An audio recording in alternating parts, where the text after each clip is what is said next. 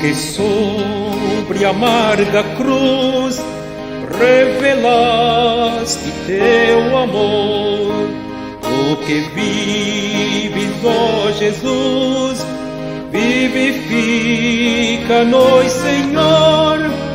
Vem, ó vem, Jesus, Senhor, nossas almas despertar do teu puro e santo amor. Vem, ó vem, nos inflamar. Ó vem, nossas almas inflamar. Quantos que corriam bem, já não mais contigo vão. Outros seguem, mas também frios sem amor estão. Vem, ó vem, Jesus, Senhor, nossas almas despertar o teu puro e santo amor. Vem, ó vem, nos inflamar. Ó vem, nossas almas inflamar. Boa noite, irmãos. Desafios da carreira cristã, IVB, Igreja Voz Bíblica, Pastor José Laerte, em 31 de dezembro de 2023. E nós vamos meditar sobre os desafios da carreira cristã em 2024. Esse 2023, se fizermos um balanço da nossa vida, nós vamos perceber que não fomos os corredores que deveríamos. E essa mensagem, inclusive, eu mudei. Eu ia dar a segunda parte da mensagem que eu dei domingo. E estava preparando quando alguém postou no Zap a música do filme Carruagens de Fogo, que é sobre o corredor Eric Liddell. Eric Liddell era filho de um missionário evangélico e ele era o melhor corredor da Inglaterra e ele foi para as Olimpíadas, eu creio que era em Paris, e ele era um cristão que levava a sério o que a palavra de Deus dizia. Ele não só corria bem nas pistas de corrida, mas ele corria bem a carreira cristã. A irmã dele até aconselhou a ele: você está famoso, cuidado para a fama não lhe corromper.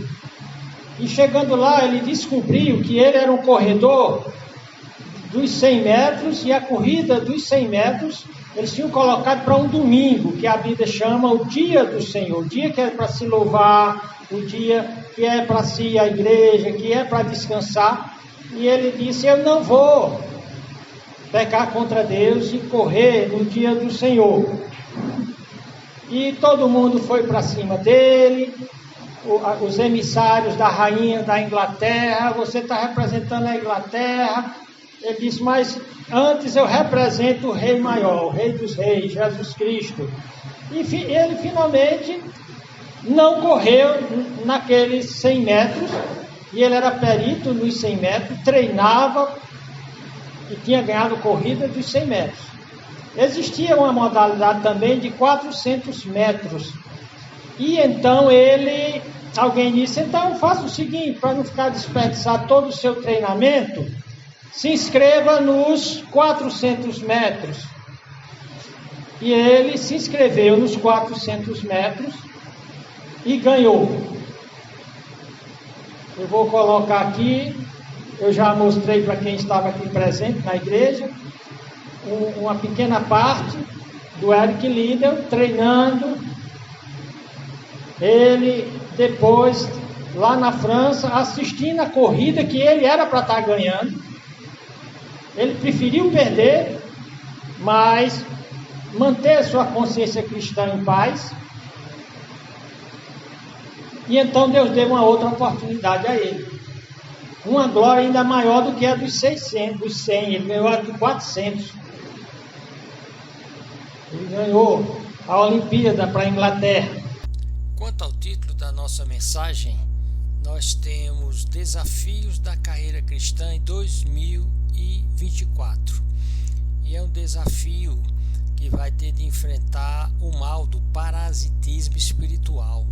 O que é o parasitismo espiritual? É quando o crente ele usa a vida espiritual, a igreja, como hospedeiro de onde ele tira todos os seus privilégios, porém não quer contribuir com nada, não quer fazer nada. O ministério dele é não fazer nada. Então, nesse 2024, pare de ser um parasita. Seja uma bênção na obra de Deus. Então, nós vamos fazer a leitura Desafios da Carreira Cristã em 2024. Vou pedir ao Misael que leia Hebreus 12. Está todo aqui, que o Misael venha ler. E aqui você tem uma exortação a correr a carreira cristã com uma fé alegre, contente. Você nota que o líder, ele corria sorrindo. Muitas vezes só faltava botar, como a gente tinha aqui no Ceará, uns bofes para fora, quase sem fôlego, mas ele fazia isso sorrindo. O corpo dele estava doído, estava cansado, mas ele sabia que o contentamento, a boa disposição espiritual. Então, em Hebreus 12, nós temos uma exortação, um desafio a correr a carreira cristã com uma fé contente, paciente e piedosa como a dele. Não vou violentar a minha consciência, desobedecer ao meu Senhor, meu Rei maior, para obedecer rainha ou rei nenhum aqui da terra. Então, Misael vai ler e depois fazer uma oração e nós vamos refletir sobre esse texto. Hebreus 12, uma exortação a correr a carreira cristã com uma fé contente, paciente e piedosa. Portanto, nós também, pois que estamos rodeados de uma tão grande nuvem de testemunhas, deixemos todo o embaraço e o pecado que tão de perto nos rodeia, e corramos com paciência a carreira que nos está proposta. Olhando para Jesus, autor e consumador da fé, o qual, pelo gozo que lhe estava proposto, suportou a cruz, desprezando a afronta, e assentou-se à destra do trono de Deus. Considerai, pois, aquele que suportou tais contradições dos pecadores contra si mesmo, para que não enfraqueçais, desfalecendo em vossos ânimos. Ainda não resististes até o sangue, combatendo contra o pecado. E já vos esquecestes da exortação que argumenta convosco como filhos. Filho meu, não desprezes a correção do Senhor, e não desmaies quando por ele fores repreendido. Porque o Senhor corrige o que ama, e açoita qualquer que recebe por filho. Se suportais a correção, Deus vos trata como filhos. Porque que filho há a quem o pai não corrija? Mas estáis sem disciplina, da qual todos são feitos participantes. Sois então bastardos e não filhos. Além do que tivemos nossos pais segundo a carne, para nos corrigirem, e nós os reverenciávamos. Não nos sujeitaremos muito mais ao Pai dos Espíritos para vivermos? Porque aqueles, na verdade, por um pouco de tempo nos corrigiam como bem lhes parecia, mas este para vosso proveito. E, na verdade, toda correção ao presente não parece ser de gozo, senão de tristeza, mas depois produz um fruto pacífico de justiça nos exercitados por ela. Portanto, tornai a levantar as mãos cansadas e os joelhos desconjuntados, e fazei veredas direitas para os vossos pés, para que o que manqueja se não desvie inteiramente, antes seja sarado. Seria a paz com todos e a santificação, sem a qual ninguém verá o Senhor. Tendo cuidado de que ninguém se prive da graça de Deus e de que nenhuma raiz de amargura, brotando, os perturbe, por ela muito se contamine. E ninguém seja devasso ou profano, como Esaú, que por um manjar vendeu o seu direito de primogenitura. Porque bem sabeis que, querendo ele ainda depois herdar a bênção, foi rejeitado, porque não achou lugar de arrependimento, ainda que com lágrimas o buscou.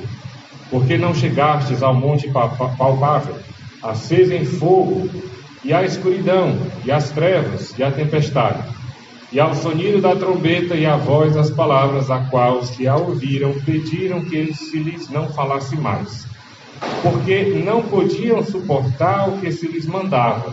Se até o animal tocar o monte, será apedrejado. E tão terrível era a visão que Moisés disse: estou todo assombrado e tremendo. Uma condenação do Novo Testamento acerca do Velho Testamento. Mas chegastes ao monte de Sião, e à cidade do Deus vivo, a Jerusalém celestial, e aos muitos milhares de anjos, a universal assembleia e igreja dos primogênitos, que estão escritos nos céus, e a Deus, o juiz de todos, e aos espíritos dos justos aperfeiçoados, e a Jesus, o mediador de uma nova aliança, e ao sangue da aspersão, que fala melhor do que o de Abel. Vede que não rejeiteis ao que fala, porque se não escaparam aqueles que rejeitaram que na terra os advertia, muito menos nós nos desviarmos daquele que é dos céus. A voz do qual moveu então a terra, mas agora anunciou dizendo: ainda uma vez comoverei não só a terra, senão também o céu. E esta palavra, ainda uma vez, mostra a mudança das coisas móveis, como coisas feitas, para que as imóveis permaneçam. Pelo que, tendo recebido um reino que não pode ser abalado, retenhamos a graça, pela qual sirvamos a Deus agradavelmente, com reverência e piedade, porque o nosso Deus é um fogo consumidor. Amém. Ora, Senhor Deus Pai, te agradecemos, Senhor, pela tua palavra, pela exortação que o Senhor nos traz, Senhor, que possamos saber, em cada momento de nossas vidas, temer a Ti e andar nos Teus caminhos, para que sejamos, Senhor, servos fiéis e possamos Te honrar em tudo. Nos guarda do mal, Senhor, e abençoa essa mensagem, para que possamos aprender, e todos que estão vindo também, Senhor, também possam aprender e praticar. Obrigado por tudo, em nome de Jesus. Amém. Amém. Muito bem. Passando ligeiramente aqui pelo texto, você vê logo no primeiro versículo, onde nós somos exortados, desafiados a deixarmos todo o embaraço, todo o peso do pecado, que tão de perto nos rodeia. O pecado está em cada canto, em cada lugar, e corramos com paciência a carreira que nos está proposta. E não está proposto apenas uma carreira, mas também está proposto para nós, nossa proposta com Deus. Deus fez uma proposta para nós: corra a carreira. Lembra que quem corre, ele ganha um prêmio. Qual é o prêmio? Aí vem a outra proposta: olhando para Jesus, autor e consumador da fé, o qual pelo gozo, pela alegria que ele estava proposta. Então o que é que está proposto para nós, pessoal? Diga: alegria. Alegria. Aponte para a pessoa do seu lado e diga: alegria. Alegria. Alegria é a proposta de Deus para você. Alegria é a proposta de Deus para você. Então, lembra, olha o que o texto está dizendo: corramos com paciência a carreira que nos está proposta. E não vai ser fácil. Por que é com paciência? Primeiramente, diz: estamos rodeados por uma nuvem de testemunhas, de pessoas que ao longo da história passaram por todos os problemas. Está em Hebreus 11. Abraão enfrentou toda espécie de adversidade, mas completou a carreira.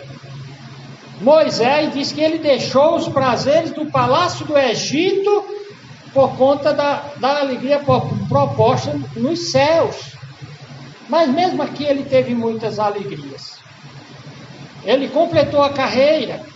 E então dá uma galeria de heróis da fé. Porque se alguém disser: não, mas é muito difícil a carreira cristã, a carreira do crente não é fácil, então fica arrumando desculpas para não correr, para não fazer nada. Aí Deus começa a dizer: olha, carinha, minha amiguinha que está dizendo que o negócio está difícil, eu mostrei um monte de exemplos de heróis da fé que nada impediu deles correrem e chegarem até o fim, como Paulo. Completei a carreira, guardei a fé, completei a carreira, agora a coroa da justiça está preparada para mim. Então Deus começa a dizer, olha pessoal, não vem com desculpa que não dá não. Porque eu mostro para vocês que teve gente que passou por dificuldade maior do que a sua. Será que a carreira de Jó foi fácil? Mas ele completou. Então, ele começa dizendo, você tem um bom motivo, tem um monte de gente. Agora, o que é que vai impedir? O embaraço do pecado, o peso do pecado. Ele de perto nos rodeia, isso foi em todo canto. O que dificultou a vida de Abraão foi um pecado. A de Moisés foi um pecado, a de Gideão, de todo mundo foi um pecado. Mas ele disse, olha, nós da igreja, olha para Jesus, a carreira dele foi fácil,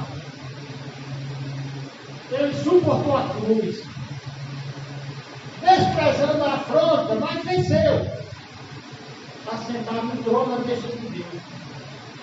Eles consideraram, Cristo disse, no mundo passareis aflições, mas tende bom ânimo, eu venci o mundo e venci o mundo para você. E aqui está dizendo, veja, que como Cristo venceu, e ela disse, não, porque ele era Deus, mas ele enfrentou como homem.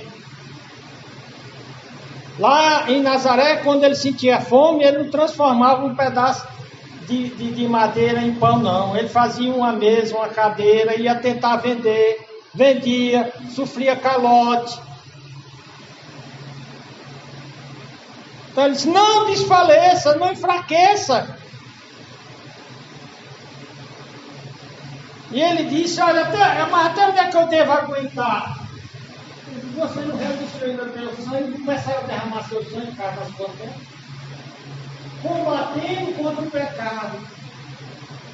E ele vai, já vos esqueceste da argumentação que argumenta convosco, filho meu, não despreze a correção do Senhor, não despreze o castigo do Senhor, porque muitas vezes nós estamos sofrendo, se eu estou na provação, tá não, querido, você está na chibata mesmo, porque tem provação que vem para que eu cresça na fé, eu não pequei, mas estou passando por essa provação, mas muito do sofrimento da gente é a vara nas costas do insensato, que a Bíblia diz, e aqui está dizendo, quando Deus estiver lhe castigando, louve a Deus, significa que você é filho de Deus. Não despreze o castigo de Deus. Não desmaie quando por ele for repreendido, porque o Senhor corrige quem ama e açoita qualquer que recebe por filho. Ele está dizendo, se suportais a correção, se você aceita o castigo de Deus e agradece, Deus nos trata como filho, porque quem filho é que o pai que corrija. Porém, se você está pecando e não acontece nada, Deus não está castigando não, querido. Ele diz que todo crente é feito participante. Então você é um bastardo. Você não é verdadeiro filho de Deus. Você não é crente. Então crente é castigado sim, crente é repreendido, crente apanha sim. E quando apanha, Deus está me castigando para me desviar. Você vai se desviar porque você não é filho de Deus.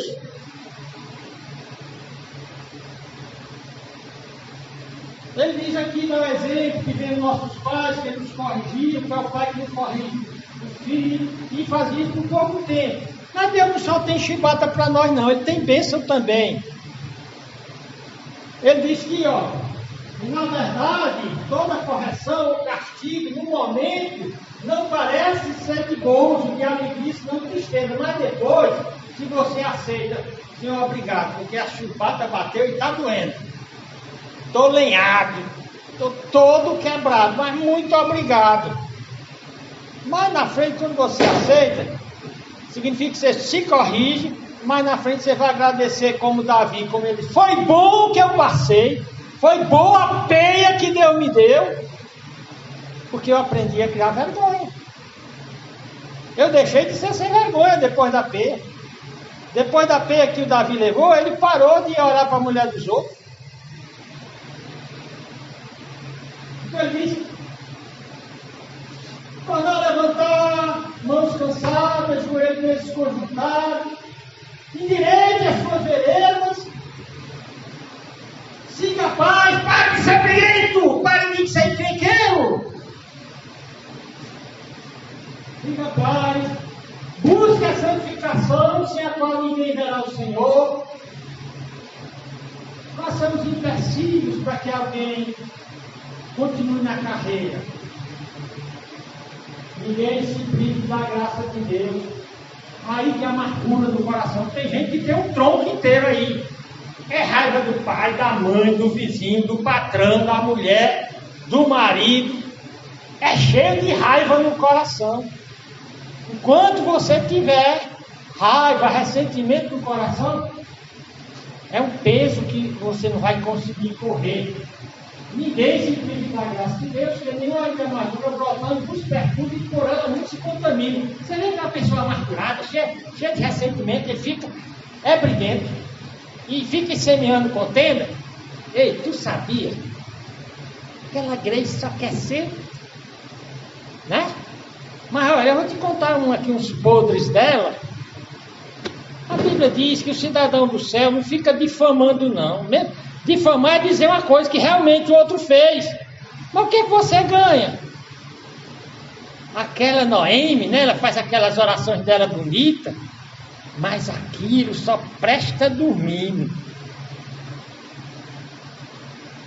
Aí outros, não, irmão, a irmã Noemi presta dormindo e acordada ela ainda é melhor. Não é não? É verdade? Amém? Ela ficou animada agora. Mas olha, não vai conseguir correr a carreira cristã. O encrenqueiro que não busca paz, o cheio de raiz de amargura, devasso, imoralidade, aqui é imoralidade sexual. Aqui, ó, profano, como Esaú, que por um manjar vendeu seu direito de primogenitura. Você pergunta, por que é que tanta gente começa a ser crente? Mais da metade dos brasileiros já decidiram ser evangélicos e hoje estão derrotados. Alguns não querem mais nem para a igreja. São chamados até de desigrejados. Vá lá, tem tronco de amargura no coração. Vá lá, que não está seguindo a paz. Ele diz, ó, pois bem sabeis que querendo ainda depois herdar a bênção, isso aqui foi o Esaú, né? Foi rejeitado.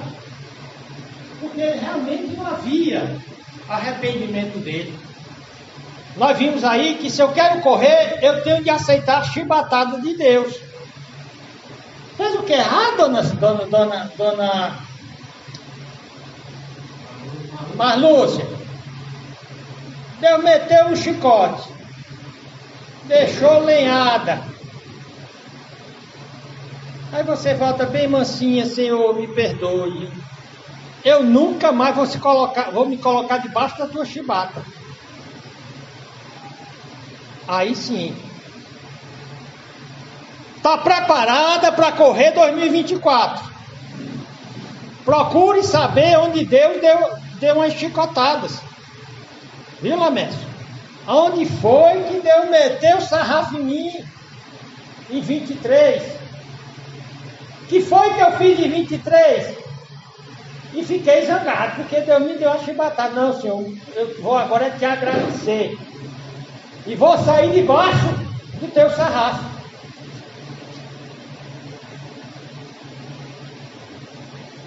E tem que se arrepender dele, porque se for só com H que nem o Saul, lágrima de crocodilo, Deus não aceita não. E aqui ele vai falar do contraste, de que lá no Monte Sinai, quando Deus apareceu e Deus deu a lei, o que era que acontecia? Olha a dica aqui, porque chegar a famoso palpável, Sinai, acesa em fogo, a escuridão as trevas da tempestade, eu sou nítido na trombeta, e a voz das palavras que ouviram, pediram que se não lhes falasse. O povo de Israel tremeram diante do monte tremendo, mas não tremeram diante da palavra de Deus, e por conta da sua rebeldia, passaram 40 anos dando volta, sem a vida deslanchar, correndo, sem sair do canto, até morrer. Correndo até morrer. Porque não tremeram diante da palavra. O texto vai dizer que Moisés tremia da palavra de Deus. Quando você escuta a palavra de Deus, conversando hoje no almoço, lá na casa do Gardim, ele falou que 80% dos crentes da igreja, o pastor está pregando, eles estão conversando, eles estão pensando em outra coisa, outros no celular. Os crentes não tremem mais diante da palavra de Deus. E são esses que não vão ser bons corredores. Eles vão ficar dando voltas sem sair do canto. Eles nunca vão ter propósito na vida. Eles nunca vão chegar no alvo. E vão morrer no deserto. Vão perder a Canaã, a terra prometida. Olha que tão terrível era a visão que Moisés disse. Estou todo assombrado, tremendo. Olha o que é um verdadeiro crente. Diante da palavra de Deus, qual foi a reação, Misael, do Moisés? Assombro e tremendo. Você treme diante da palavra de Deus? Ele diz, vai chegar a chamar de cidade, a cidade de Deus, as Jerusalém celestiais, e aos muitos milhares de anos. A universal assembleia que é dos primogênitos que estão escritos nos céus. A Jesus. Então vocês são diferentes. Vocês têm a lei que deve tremer diante dela. Mas vocês estão indo para Jerusalém celestial. Vocês têm um mediador melhor do que Moisés, mas Jesus, mediador da nova aliança. O sangue da aspersão que fala melhor que o que Abel. Moisés tremeu. Falei, você escuta e não rejeita o que fala. Porque se não escaparam deles rejeitaram, que na terra da libertia, muito menos nós, se nos desviarmos daquele que nos adverte do céu. A voz do qual moveu então a terra, mas agora anunciou dizendo, ainda uma vez comoverei não só a terra, senão também o céu. E esta palavra, ainda uma vez, mostra a mudança das coisas móveis como coisas feitas, porque as imóveis permanecem. Pelo que, olha a exortação, desafio. Pelo que, tendo recebido um reino que não pode ser abalado, retenhamos a graça, não abandona a graça. Tira o tronco, a raiz da amargura do coração, para de ser briguento, para de ser imoral, para de ser mundano, de ser carnal, para de rejeitar o que fala e exorta do alto, que é com a palavra de Deus. Decide servir, adorar, servir a Deus agradavelmente, com reverência e piedade. Por quê? Você está pensando que o meu do Novo Testamento é diferente do que o Velho? Porque o nosso Deus é fogo consumidor. Eu dei essa panorâmica do capítulo 12. Vamos refletir nas lições para correr bem a carreira cristã em 2024. Vamos usar não só Hebreus, mas outros textos. Primeiro desafio, correr a carreira cristã com uma fé alegre, paciente e piedosa. Nós vimos lá. Está proposto para nós uma carreira. Mas não é aquela carreira, oh meu Deus, a vida de crente é tão difícil. De novo ir para a igreja. Chegou o final do mês, de novo tirar o dízimo. Pastor fica chamando a gente para cultar livre. Visitar os irmãos. É assim que Deus quer? Então a nossa tese é a seguinte: porque é importante correr a carreira cristã com alegria, perseverança e sem desistir. Alegria, perseverança e sem desistir. Primeira coisa, só os que contemplam a carreira, completam a carreira, ganham o prêmio. Quem foi que ganhou o prêmio da Olimpíada lá na França, dos 400 metros, que Eric Liddell correu? Quem foi que ganhou? Foi ele. E foi ele que completou a carreira. Em 1 Coríntios, o apóstolo Paulo diz, no capítulo 9, 24: não sabeis vós que os que correm do estado, todos na verdade correm, mas um só leva o prêmio? Correr de tal maneira que alcancei. Esse é o prêmio. Qual é a proposta de Deus? Segundo, os que desistem são reprovados. Olha o que diz Hebreus 10 e 38. Mas o justo viverá pela fé. E se ele recuar, né? Se ele desistir da carreira,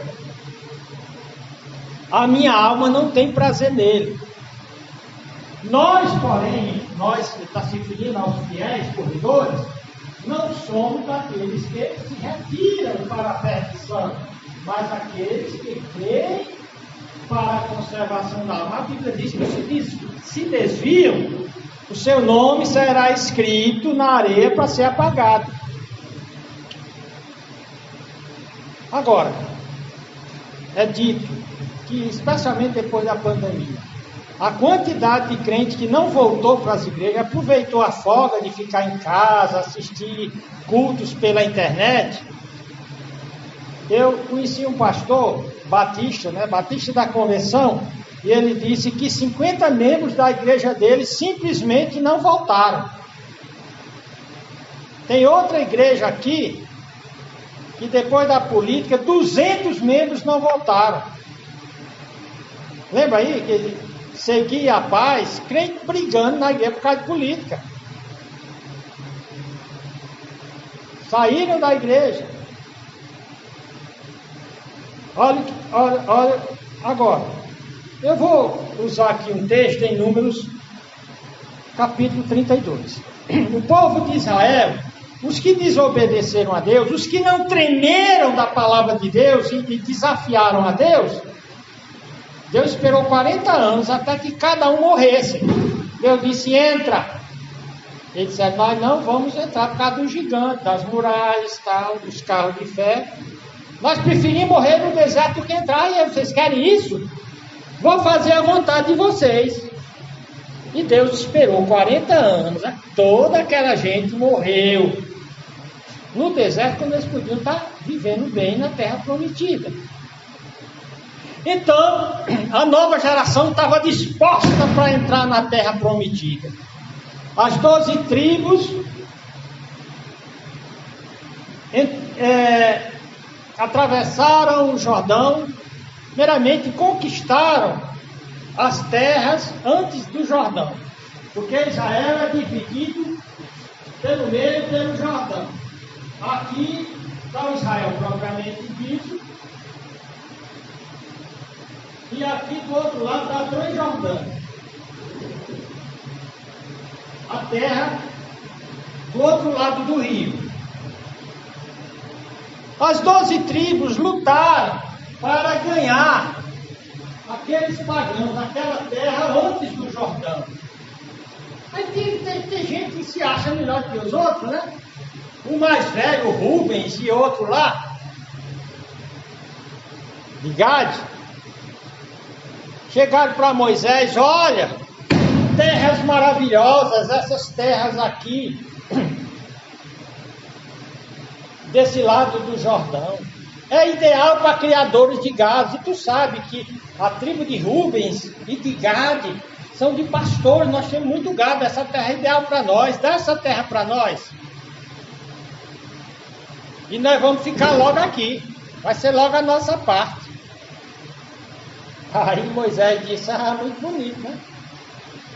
As 12 tribos se reuniram para batalhar e ganhar essa terra.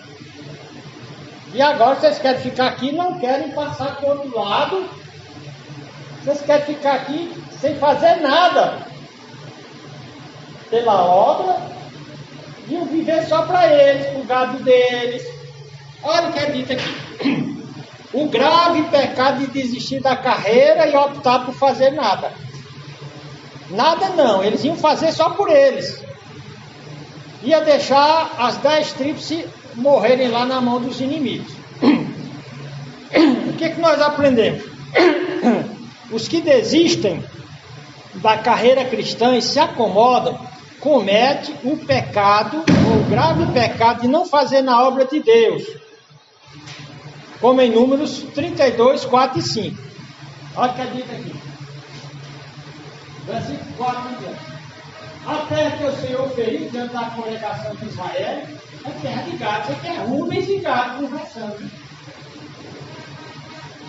Disseram mais: se achamos graça aos teus olhos, Moisés, vamos pedir, deixe essa terra aos teus servos em possessão e não nos faça passar o Jordão. Muito bonito, né? É como se todos nós nos juntássemos para lutar por uma causa. Aí, vamos supor que a gente lutássemos para... Vamos supor que aqui tem 30 pessoas. Aí vamos lutar, todo mundo se juntar para comprar 30 casas para cada um.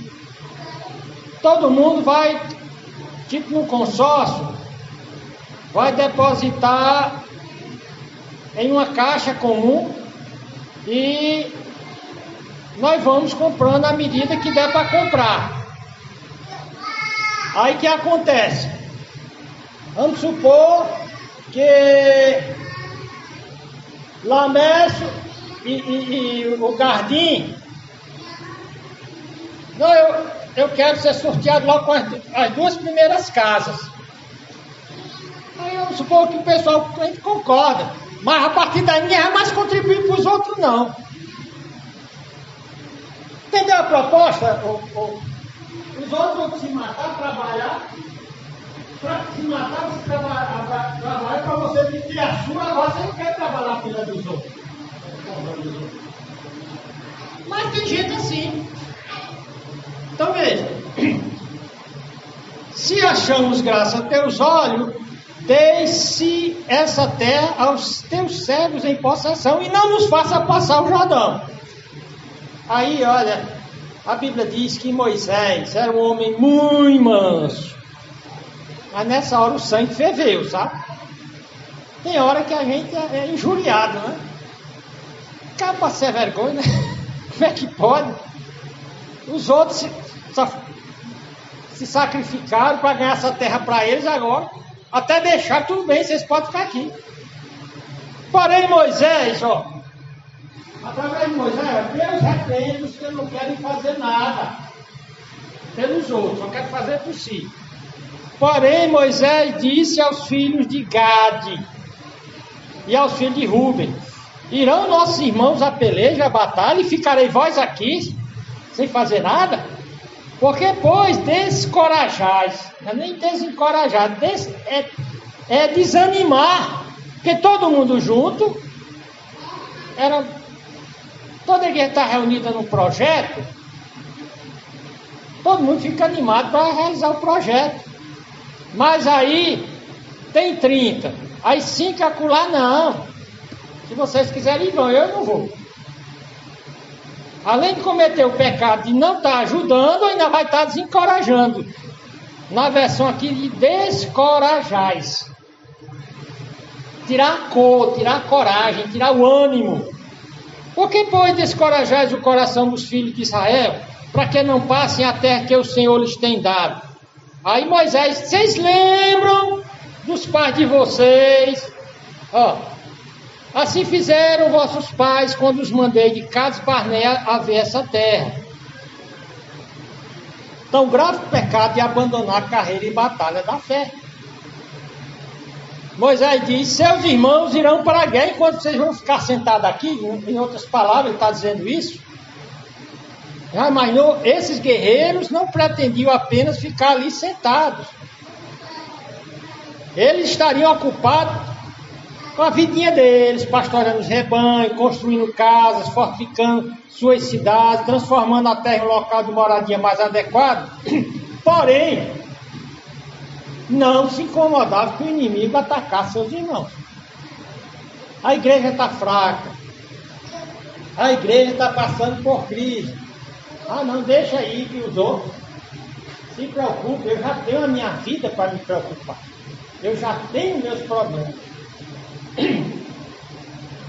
Então, muitos de nós não incomodamos o mundo e nem o diabo.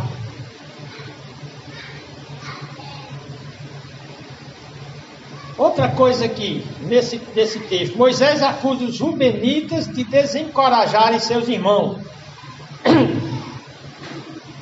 Porém, Moisés disse aos filhos de Gad e aos filhos de Ruben: irão vossos irmãos a peleja e ficarei vós aqui? Por que descorajais o coração dos filhos de Israel para que não passem a terra que o Senhor lhes tem dado? Ele está dizendo aqui: muitos vão se desencorajar, muitos não vão entrar, muitos vão fracassar na vida e você é culpado por ter desencorajado. O que desencorajou vai pagar. Mas pensa que tu vai ficar fora? A maioria dos crentes, se ele estiver comendo dele, os outros que comam cru.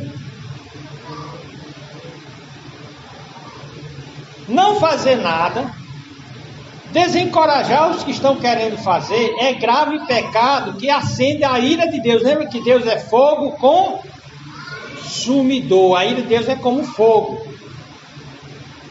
É grave pecado que acende a ira de Deus contra os que planejam não fazer nada na obra de Deus. Os versos 7 a 14 de Números 32 diz: por que, pois, desencorajais o coração dos filhos de Israel, para que não passem a terra que o Senhor lhes tem dado?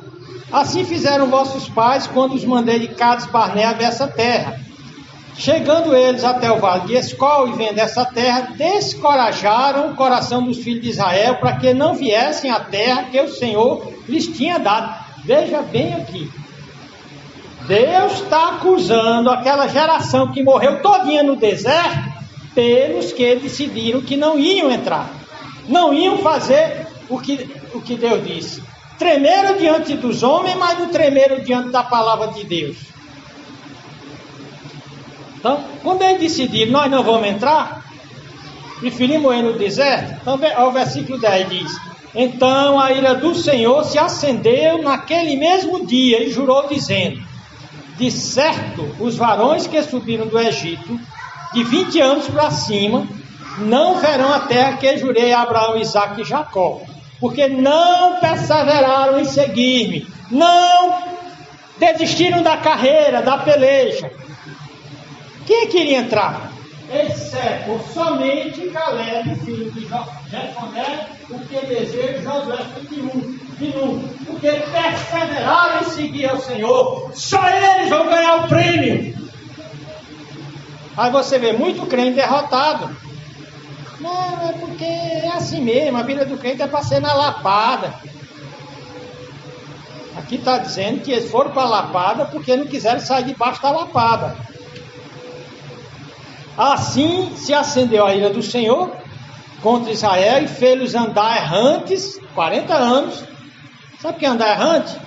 A vida sem sentido, tudo que faz dá errado, a vida não tem gosto, tem as coisas, mas essas coisas são uma maldição. Andar errante, até que se consumiu toda aquela geração que fizera mal aos olhos do Senhor.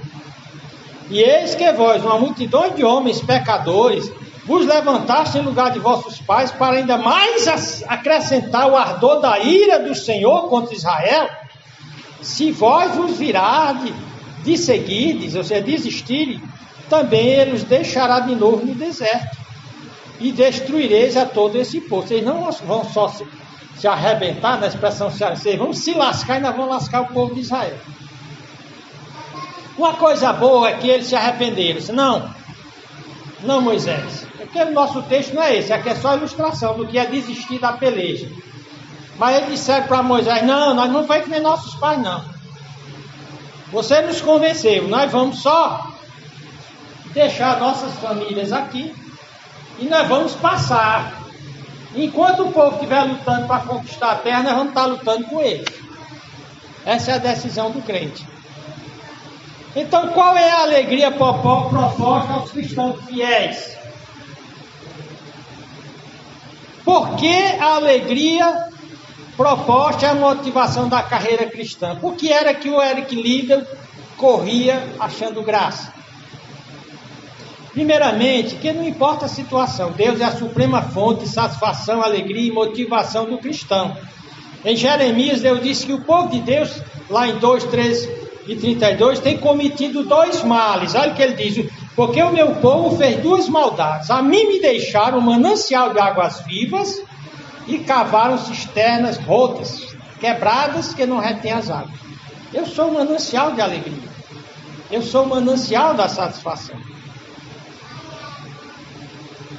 Segunda coisa, a real alegria do cristão não está nesse mundo, mas sim na esperança certa e proposta do paraíso eterno. Foi que Pedro disse em 1 Pedro 1, 3 a 6. Ele diz, bendito seja o Deus e Pai de nosso Senhor Jesus Cristo, que segundo a sua grande misericórdia nos gerou de novo para uma viva esperança, pela ressurreição de Jesus Cristo entre os mortos, para uma herança incorruptível, inacessível, que não se pode murchar, guardada nos céus para vós outros. Essa é a nossa alegria. Que mediante a fé estáis guardados na virtude ou no poder de Deus para a salvação, já preste para se revelar no último tempo, em quem vós grandemente vos alegrais. Você se alegra no céu? Você sabia que eu tenho umas coisas aqui no meu nome, um carro, casa, mas de fato eu não tenho nada. A única coisa que eu tenho, escriturada pelo sangue de Jesus Cristo, é o céu. Amém? Amém. A única coisa que eu posso dizer é meu. O céu é meu e ninguém toma. E eu me alegro no céu, porque ninguém vai tomar. E é isso que Pedro está dizendo. Ele está escrevendo para crentes que sofrem, que são perseguidos. Mas se alegrem, porque está proposto para vocês uma coisa maravilhosa. Olha o que a proposta que é mostrada em Apocalipse 21, 4. E vi um novo céu e uma nova terra, porque já o primeiro céu e a primeira terra passaram e o mar já não existe. E eu, João, vi a cidade santa, a nova Jerusalém, que de Deus descia do céu, adereçada como esposa ataviada para o seu marido, que é a igreja. E ouvi uma grande voz do céu que dizia, eis aqui o tabernáculo, a casa de Deus com os homens, porque eles habitarão e eles serão o seu povo. E o mesmo Deus estará com eles e será o seu Deus. Olha aqui a razão da nossa alegria. E mais, e ele limpará dos seus olhos toda a lágrima. Não tem choro no céu. Não tem jururu. Não tem depressão. Não tem espírito quebrantado, toda lágrima. E não haverá mais morte, nem pranto, nem clamor, nem dor. Essa é a alegria que nos está proposta.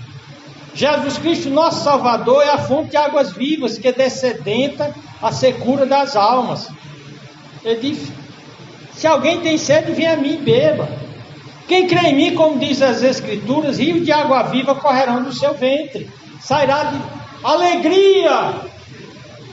E ele disse, e isso ele disse do Espírito, o Espírito Santo que havia de receber os que nele crescem, porque o Espírito Santo ainda não fora dado. E o fruto do Espírito é a alegria. O Espírito Santo então é o selo e garantia da nossa herança, e o seu fruto é a alegria, que a carne não pode conhecer. Os anjos de Deus, a Bíblia fala que a alegria deles é eterna na presença de Deus. Lá em Jó, no capítulo 38:7, diz: quando as estrelas, aqui os anjos, alegremente cantavam, e todos os filhos de Deus rejubilavam. Então no céu só tem alegria. Quando Deus nos propõe o céu, Ele está nos propondo a alegria. Essa alegria já deve começar aqui. Todos os remidos, os crentes verdadeiros, são conhecidos por sua alegria na presença de Deus e não pela depressão. O crente pode até cair ocasionalmente numa tristeza, numa melancolia, mas crente viver deprimido. Deuteronômio 14:26, falando que os crentes deveriam levar os sacrifícios e até comê-los perante o Senhor. Aí diz aqui: come o sacrifício perante o Senhor teu Deus e alegra tu e tua casa na presença de Deus. A carreira cristã da terra é um exercício de alegria que vai perdurar por toda a eternidade.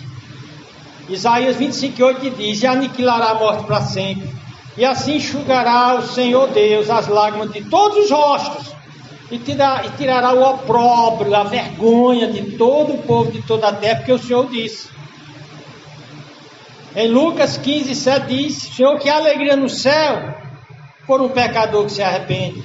E o texto que a gente leu diz em Apocalipse que Deus vai limpar as lágrimas. Moisés é o exemplo dos que trocam a alegria do pecado pela alegria do céu. Está lá em Hebreus capítulo 11. Paulo era movido em sua carreira cristã pela alegria espiritual, e esse cara sofreu. A biografia de Paulo, se você espremer, sai sangue. Mas olha o que ele diz: porque para mim o viver é Cristo. Em frente a 2024 dizendo isso. Repitam comigo: porque para mim o viver é Cristo e o morrer é ganho. Mas se o viver na carne me der fruto da minha obra, não sei então o que devo escolher. Mas de ambos os lados estou em aperto. Tenho desejo de partir e estar com Cristo, porque isso é ainda melhor. 3, 12, 14, verso 20, diz: irmãos, quanto a mim não julgo que eu haja alcançado, mas uma coisa faço. E o que é que ele diz que faz? Qual é a dica de Paulo para nós enfrentar 2024, Guigui? Olha que ele diz: mais uma coisa faço. Repita comigo: esquecendo-me das coisas que atrás ficam e avançando para as que estão diante de mim. Prossigo para o alvo. Todo mundo, prossigo para o alvo. Diga para o seu vizinho: prossigo para o alvo. Aí repita também: pelo prêmio da soberana vocação de Deus em Jesus Cristo. Porém, o apóstolo Paulo denuncia os que vivem apenas para os prazeres carnais, tipo o pessoal de Gade e Rubem, que queriam ficar sem fazer nada na obra de Deus, né? Já tinham batalhado, já fizemos o suficiente. Agora se virem. Olha o que Paulo diz: porque há muitos dos quais muitas vezes nos disse, agora vos digo que são inimigos da cruz de Cristo, não querem sofrer por Cristo, cujo fim é a perdição. Mostra que não são crentes, cujo Deus é o ventre, vivem para comer, para fazer sexo, para conforto, e cuja glória é para a confusão deles, vão terminar doidos, confusos, que só pensam ou se preocupam nas coisas terrenas. Mas então Paulo diz: o verdadeiro crente, o corredor, tipo Eric Líder, o padrão, corredor fiel, ele diz: mas a nossa cidade está no céu, onde esperamos o Salvador, o Senhor Jesus Cristo, que transformará o nosso corpo abatido para ser conforme o seu corpo glorioso, segundo o seu eficaz poder de sujeitar também a si todas as coisas. Então, só recapitulando: obstáculos que impedem a resistência e a alegria na carreira cristã. Hebreu diz, pecado. Saia debaixo do pecado, porque acima do pecado tem um machado, tem uma vara. E o que é que eu devo fazer? Cristo diz, e se tua mão te escandalizar, faz o quê? Corta. É radical o negócio. Não brinca não. Melhor é para ti entrar na vida aleijado do que tendo as duas mãos e ir para o inferno, para o fogo que nunca se apaga. E aqui, não deu para eu tempo colocar o texto, preguiça espiritual. Estou cansado, trabalhei a semana todinha, vou para a igreja não. Vai você, mulher, com os meninos. Vai, marido, com os meninos, já trabalhei muito, estou cansado. Não, pai, vai o senhor e a mãe. Eu passei a semana trabalhando, indo para a faculdade, domingo eu quero esticar minhas pernas. Faz isso. Você está mostrando que você está querendo e ficando desanimado, cansado.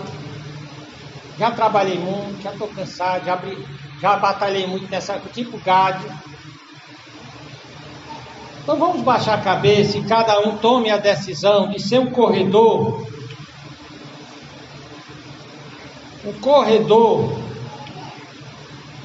padrão Eric Liddell. Senhor Deus, olha assim, Senhor Deus, nesse 2023, eu muitas vezes me enquadrei como um péssimo corredor cristão.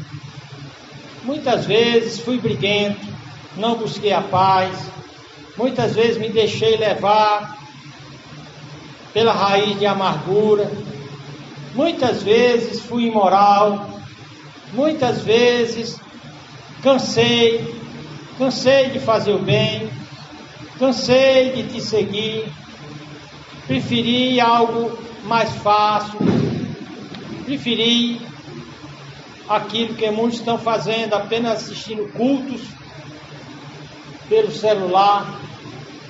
Mas, Senhor, eu não quero fazer que nem as tribos de Ruben e Gade, que quiseram ficar no bem bom, na Transjordânia, cuidando dos seus negócios, dos seus afazeres, enquanto os irmãos lutavam e guerreavam do outro lado. Não, Senhor, eu quero me arrepender como Rubens e Gade se arrependeram. E se arrependeram sinceramente, não como Esaú, com lágrimas de crocodilo, apenas com emocionalismo. Eu quero, Senhor Deus, trocar as vaidades, os pecados desse mundo pela alegria que está proposta. Eu quero, Senhor Deus, tremer diante da Tua palavra. Eu quero aceitar os Teus castigos. Eu quero me arrepender.